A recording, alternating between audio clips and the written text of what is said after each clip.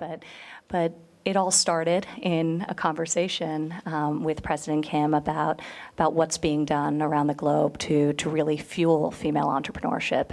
And we all know, and study after study shows, that investing in women is not only the right thing to do, but it's also a very strategically prudent thing to do as you think about developing those economies. So creating gender parity and ultimately encouraging female entrepreneurship pays real dividends when you think about even just the percentage of likelihood to reinvest capital and income earned by women back into their families and back into their communities, having just a truly generational effect and a multiplier effect. But we were having a conversation and we were talking about what was being done around the globe to create better access to capital, better access to mentorship and networks. And there really wasn't a fund that had been established, a facility that would bring those opportunities to people in the most underserved markets, which was a little bit surprising to me. So there had been a lot of work in the microfinance space, but really nothing akin to this. So I think we were very excited by the conversation. I was very excited by subsequent conversations with many of the people up here on this panel. And I'm very proud to be here today. And I'm very excited to see what the World Bank is going to do with this initiative and how it's going to impact so many in a really positive way. I think wherever you go across the globe, you hear the same thing from female entrepreneurs, which is that they have a unique challenge accessing capital. There's right now a gender credit deficit that is roughly $300 billion annually. So really working to alleviate the challenges accessing capital in the developing world is a core mission of this facility, but also creating mentorship opportunities and networking opportunities for these female entrepreneurs. Is going to be critically important as well. So I love the dual focus, and I'm very excited to be a participant, and thank you for having me, and thank you to all the other panelists. I'm in awe of each of you, so it's a real privilege to be here. Okay, thank you very much, Ivanka, for that eloquent explanation. And President Kim, I would love to hear what gap this fund is filling, and what you hope that it's going to achieve. Well, thanks, everybody, and thanks for being here. I'm quite overwhelmed to be the only male on this panel. Yeah, I was going to introduce you as the token man. And it's I know how Christine now feels in so many settings where people give her cufflinks for a gift, at these finance ministry events. Anyway, I first want to recognize Secretary General of the United Nations, Antonio Guterres, who's here with us, and Secretary General of the OECD. I think we'll be able to hear from them later during the discussion part. But this is really a great initiative. And one of the questions that we've been hearing from press is, well, why haven't you done this before? And it's like, well, why haven't we done this before? And we haven't done this before and at this speed because we haven't had a global champion who is ready to put it on the line. And really, the Trump administration, but especially Ivanka Trump, when she came to me with this just a few months ago, it started moving. And I think what happened was everyone recognized that this was a need. It was like a supersaturated solution, and we just needed the crystal drop to bring it all together. And Ivanka has done that. And when you have a champion, it always works better if the champion actually knows the field and knows what they're talking about. Ivanka is an entrepreneur herself, and so this is why we think it's just proceeded so quickly. Here are the lessons we've learned. It seems like in every project, countries, communities make the same mistake. They start off by giving the money to the men. And they find out that that doesn't work very well, and then they give it to the women. And even though we have so many lessons about the importance of providing cash transfers, microenterprise loans to the women, communities start first by giving it to the men. It still happens today. Now, those programs have been effective, but taking it to the next level, going from microenterprise lending to formality, to formal labor, to enterprises, has been very difficult. Now, what this facility will do is it will provide private sector financing for businesses, but it will also provide public sector support, meaning getting rid of the barriers, the laws that prevent women from getting access to capital. So this combination of private sector finance and public sector intervention is absolutely unique. We think this is going to have a huge impact, and I'm very proud to announce that as of this morning, we had started off thinking 100 million would be great. Our goal was 200 million. We're at $325 million and counting. And our experience is that that can be leveraged in the private sector at least 10 to 1. So this is going to be what we hope will be a multi-billion-dollar fund to support women entrepreneurs. Thank you. Okay. Wow. Thank you very much, President Kim. Okay, Christine. President Kim has pointed out that you are very often the only woman on a panel, and you run the IMF. You guys are known as the toughies who come in, very results-driven. So is this a good idea, this World Bank thing, and if so, why? Well, for anybody who is result-driven, investing in women is a no-brainer. I'd like to start with just a story, and I have 2 minutes, so I'll be super quick. I always like to know whether what we're doing is going to make a difference. And I have in my mind one particular woman who, for the purpose of this initiative, for me is key. Her name is Maximiliana. Did she ever see a dentist? No. Did she ever go to business school? No. Where does she live? About 3,000 meters high in the high plate of Peru. In a little valley, actually, where the shining path was extremely active. She lost her husband, she lost her children. She had nothing left. And she told me a story with tears in her eyes.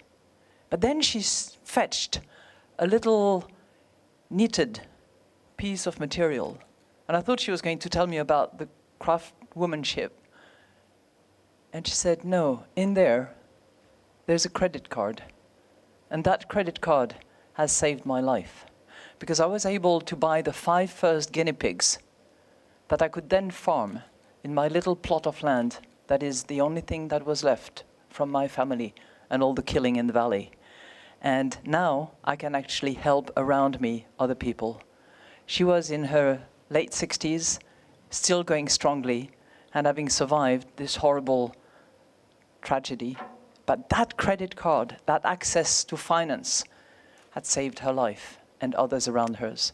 So that for me is something that says that you two, Ivanka and Jim, taking this initiative jointly, are heading in the right direction.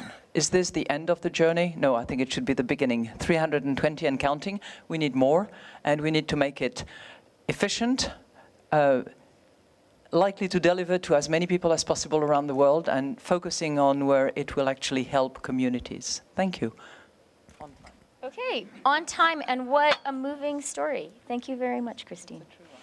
And we all thought that the most important thing was to actually hear stories from people actually doing this. So I'm so delighted we're going to have a chance to hear from women entrepreneurs out there making this happen. And first, we're going to hear from Nabi Singh. As I said, she is running a pioneering enterprise in delivering healthcare to underserved people. I would love to hear what obstacles you encountered and overcame to do this, how it's working, and do you want to get bigger? Thank you, Minister Phelan. I'm very passionate about entrepreneurship, but I think I'm going to put a prefix to that, not necessarily to distinguish it, but to highlight the importance, especially in my setting in South Africa, and that's social entrepreneurship. And I'm passionate about social entrepreneurship because it's about looking at the challenges that face the biggest challenges and turning those challenges into opportunities. And that's really what my organization seeks to do with Quali Health, taking the challenge of underserviced, impoverished people who are not able to access healthcare and delivering them in a profitable manner. And that's where the challenge comes. Because the moment you engage in a venture that has social good at its heart, you have one of two responses. You either have somebody who tries to, or institutions that will try and push you more to the NGO space. There's nothing wrong with being an NGO, but the problem is that it's not sustainable and it's not scalable.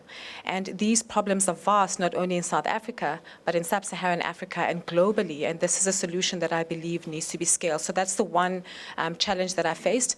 But also, that's where the issue with access to capital comes in, because it's not just issues with capital, but the type of capital that is rampant out there. And it's capital that is profit-seeking and it's profit-motivated, which could, if I went that route, would essentially tip my venture and compromise the social part of the venture, which was something that I was not willing to do. So in embarking on this journey, I pretty much had to walk the line to ensure that I become a profitable business, but at the same time, I don't lose the social value or the social impact nature of the venture. And so these are the challenges that most women in emerging markets face, because most entrepreneurs on the ground are entrepreneurs that are trying to solve a social problem in one way or another. And I feel that the solutions need to take that into account. The money that we need is patient money and impactful money. Okay, thank you very much for making a really strong pitch about an area that I think a lot of us are interested in. Miriam, tell us a little bit about being one of the leading businesswomen in Morocco. Well, first of all, thank you for giving me the opportunity to participate to this high-level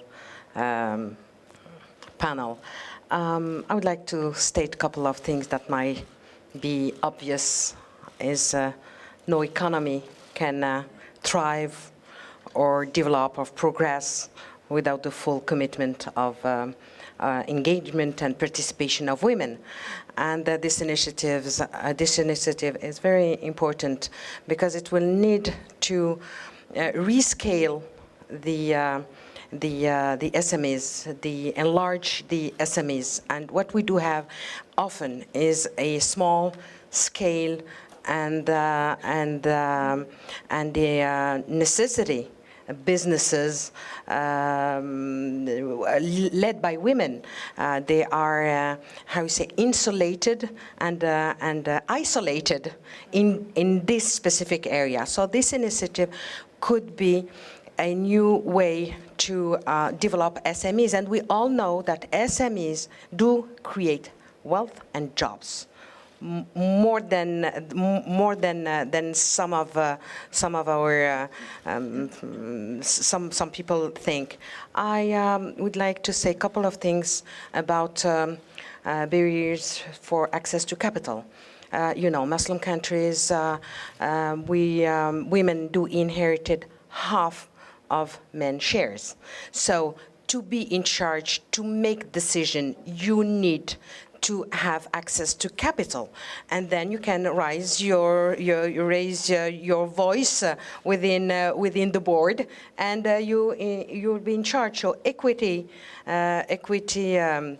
shares is very important, and I think this initiative could be a good way to access to the decision making. Many barriers, social and cultural barriers, should be also taken into consideration. In this initiative, I'm coming from humbly, I do know my region, Africa and MENA region, and we do have still some, unfriendly environment that could come out if they are addressed and known properly. I can add a couple of things rapidly about challenges. Access to market. You know that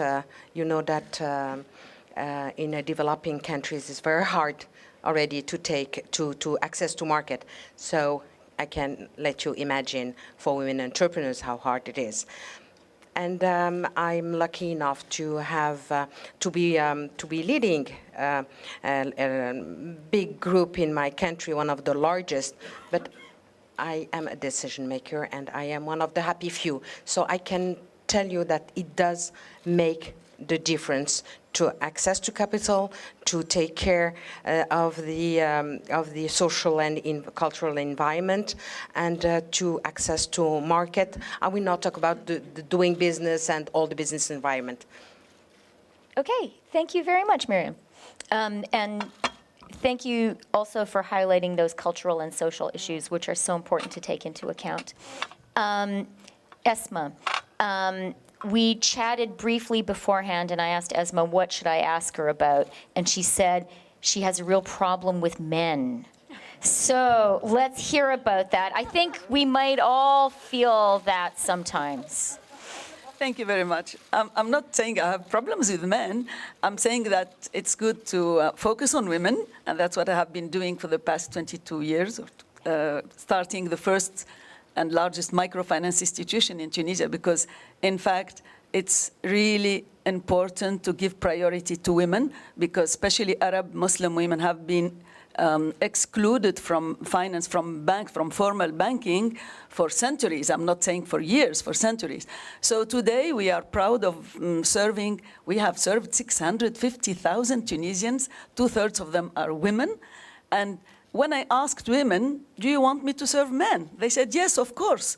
Because these men are our husbands, our sons, our brothers, and please give them a loan instead of leaving them in the cafe drinking coffee and tea.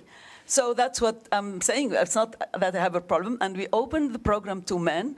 And today we are really happy to have men and women. And I think one of the urgency for our area and country is to really integrate women and men as entrepreneurs in the same society, because women have been excluded from the public space for years, for centuries.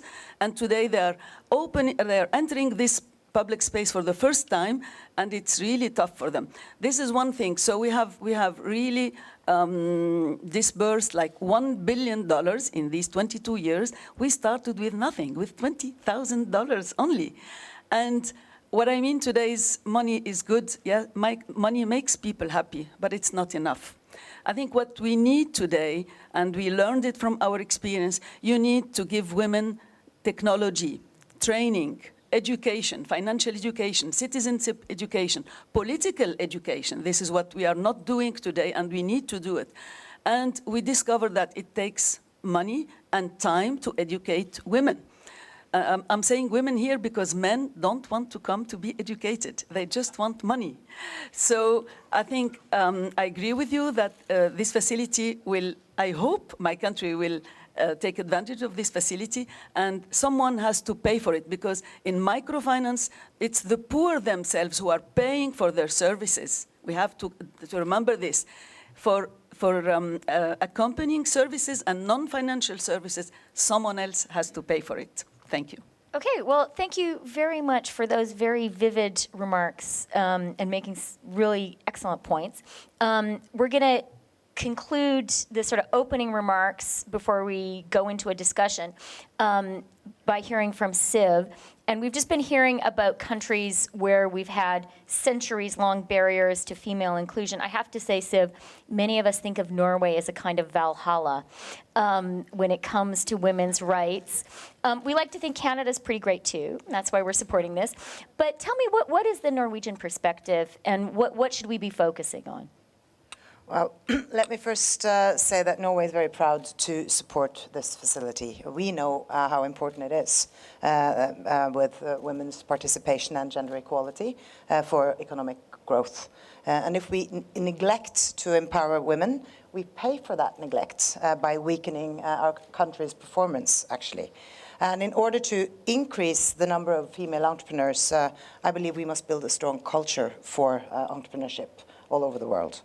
And then I think we need multidimensional approaches. We are more likely to succeed through those than through finance alone. That means we need to tackle some constraints as legal barriers, access to technology, skills, network and knowledge, social infrastructure, norms, and also sexual and reproductive health. And one important measure, of course, is educational system.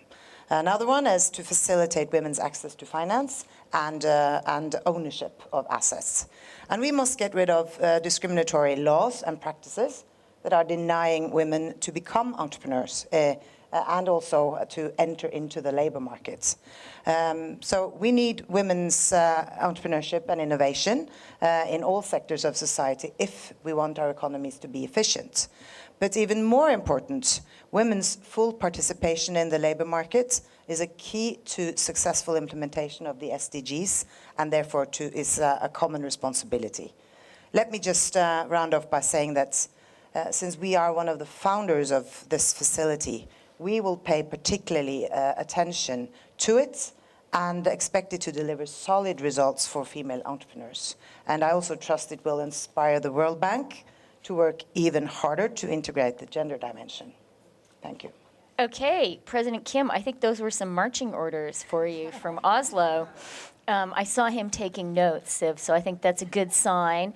And speaking from the Canadian perspective, if I may, thank you especially for mentioning sexual and reproductive health and rights for women. Really, absolutely an essential part of this program, I think, of a feminist agenda anywhere and of empowerment of women. You mentioned the SDGs, so we're now going to have a discussion of panelists, but I'd like to just bring in a couple of perspectives of people who are here with us. And as you mentioned the SDGs, Siv, I think that is a great opportunity to hear from our Secretary General of the UN who is here. Do you want to make some comments about what we've been discussing? If you don't have a microphone, I'll give you mine.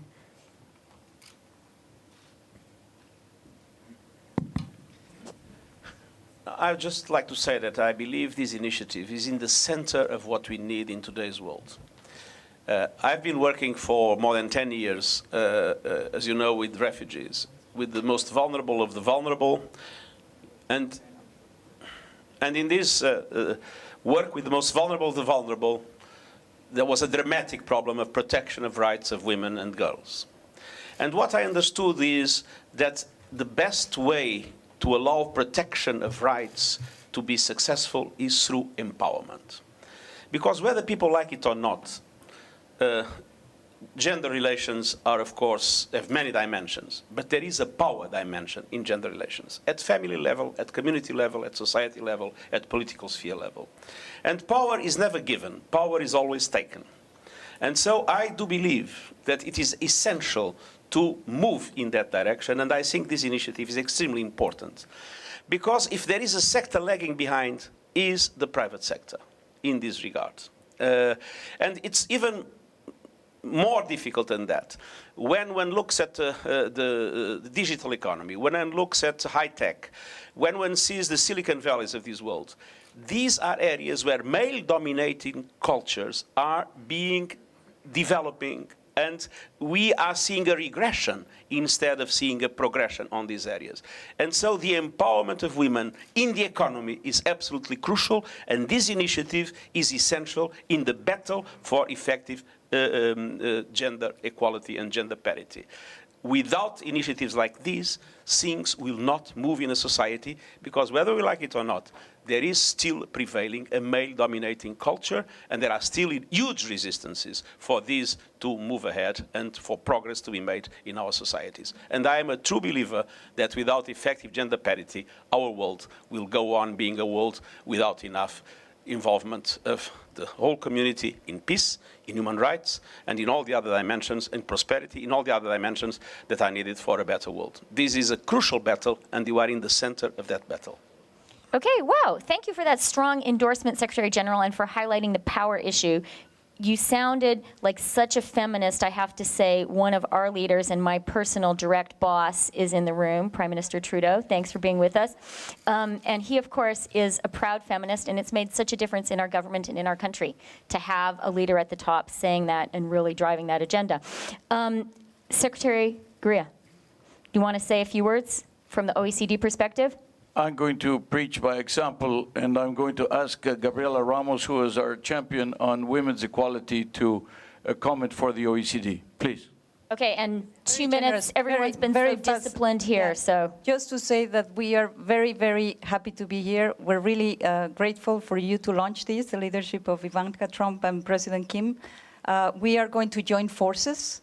We cannot commit financial support. We wish, but we can't. But we have a lot of assets that we can provide for this fund to be successful. You have mentioned it, the policy frameworks, the mentoring, the skills, The support system for women to thrive is not only access to finance, it's access to all the things that you mentioned and the infrastructure that is necessary for them to succeed. And we are called the House of Best Practices, so we are happy to put that in the table for economic empowerment of women. Let me just say that I'm also very honored that this is happening in the context of the G20. Don't forget that.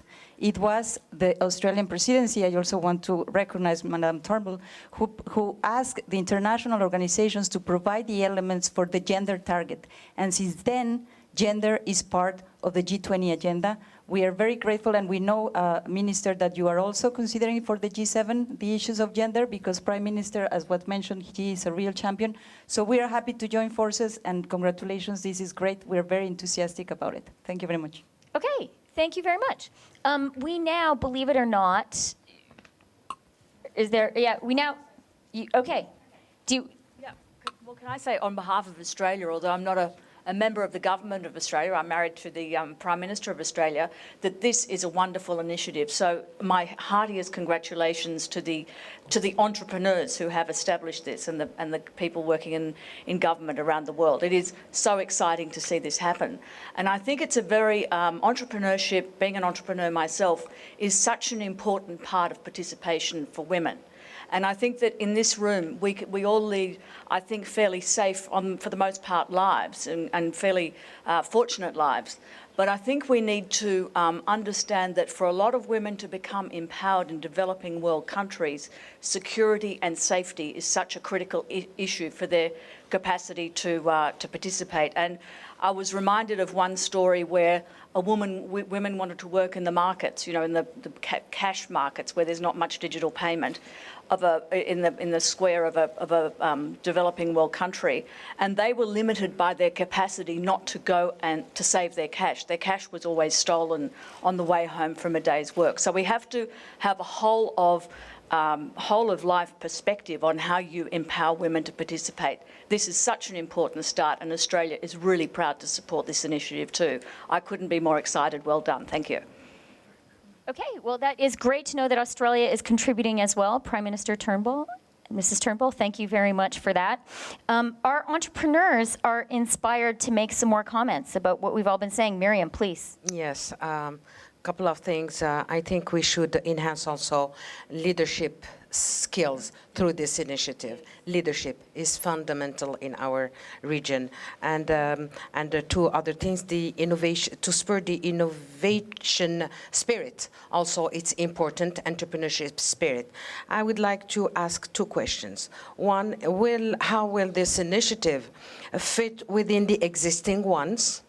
And secondly, if you allow me, how involved will women entrepreneurs be in terms of governance of this facility? It's just a couple of questions that came to my mind. Thank you. Okay, I think those are excellent questions, and maybe we'll ask for some answers now. Sure. So the governance of the initiative will be in the way that we govern trust funds in the World Bank, which will be the member states will be the actual governors, but we absolutely will have advisory boards and others made up of women entrepreneurs who will be providing input. Just in terms of the legality of the situation, the governors have to be the member states. But then, of course, the direction, the flow of capital, the assessment, all of this will be done by an advisory group. And we'd hope some of the people on this panel will be part of that advisory group. Yes. And speaking for one of the member states, could I just say, I think we're going to have a real push to have actual women representing Canada on the governing body, because one of the things that can be very annoying is great projects to support women, not having any women actually involved. And I actually think that that is one of the things that you'll see happening when countries increasingly invest in female entrepreneurship. I think just like the point you made, they're going to be hiring more women and driving workforce participation in their countries and bringing more women into the workforce and training them. And we were talking a little bit earlier about the importance of skill-based education, but this is something that this administration is incredibly focused on, and thinking about how we bring more women into STEM fields, some of the most lucrative fields of present, but also of the future, and how we train that next generation for where the jobs are coming in the modern economy. So these are all major issues we're thinking about as we think about training the workforce of the future and about creating gender parity. But obviously reinforcing female entrepreneurs and leaders within communities, especially those in the most underserved markets with the highest barriers to being able to achieve economic independence and financial security is going to be a tremendously important step. Okay, thank you, Ivanka. And I think Esma had a comment she wanted to make. Just a quick comment. In addition to why investing in women, in addition to the impacts on women, on their empowerment, on their dignity, there is something very important for our region, the Arab region. Women are impacting their children. Today, we are working on the second generation of micro-entrepreneurs, the children of our clients. And really, I think it's very important that we invest in this new generation of micro-entrepreneurs so that they don't go abroad, they don't go to Europe, they don't migrate, and they don't go to violence. And I think it's very important. Only women can do that, because I'm sorry to say again, I don't have problems with men, but I think when you empower a woman, you empower the family and the society. And Esme, have you seen, like, is the second generation different from the first? Yes, they are. And what are the differences? They are because when we started with the women, they were in the informal sector, and it's really tough to take them to the formal sector. While today, the new generation, the youth, we can really train them, and they can have a business plan, they can have a license. So it's a different style.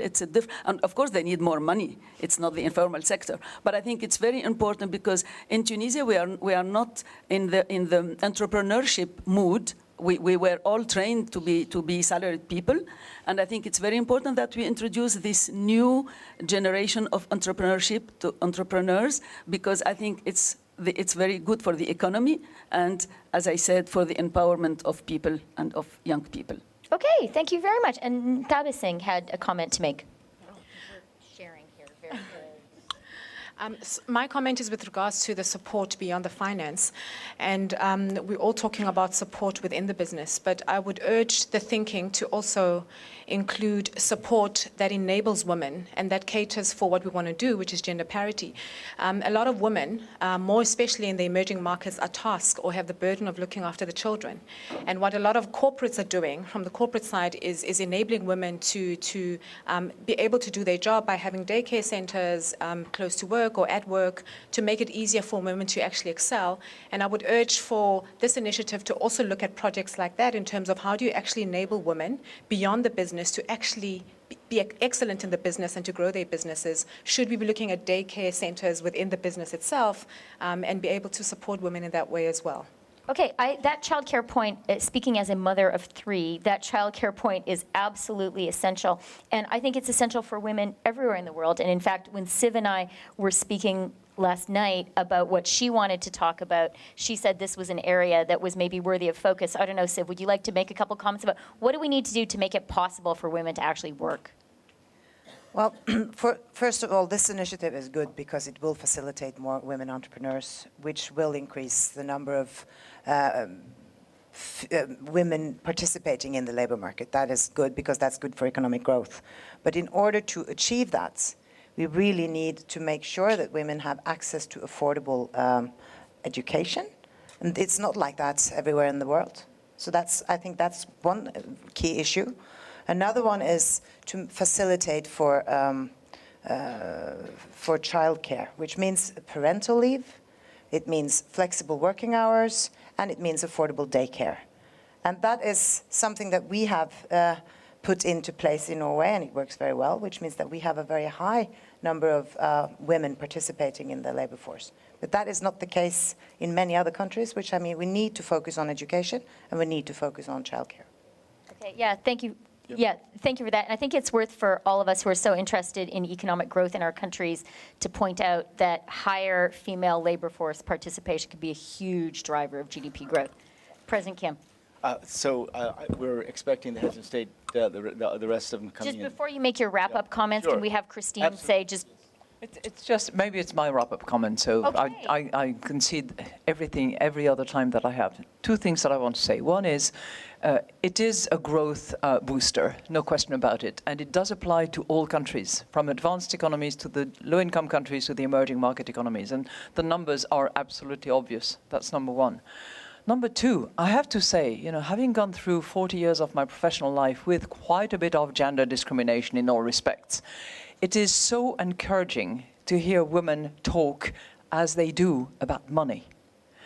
And Secretary General, thank you for pointing out the digital world, the sort of advanced technologies where discrimination is massive at the moment.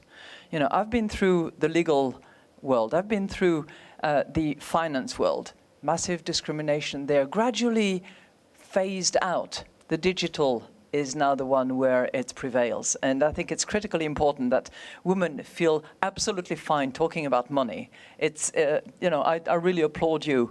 Whatever field you are, money is definitely something that we care about. And if we can manage it at home, we can manage it anywhere. Essential, really important point. Thank you very much, Christine. Okay, we're sort of moving towards our leaders coming here. Are the leaders not yet here?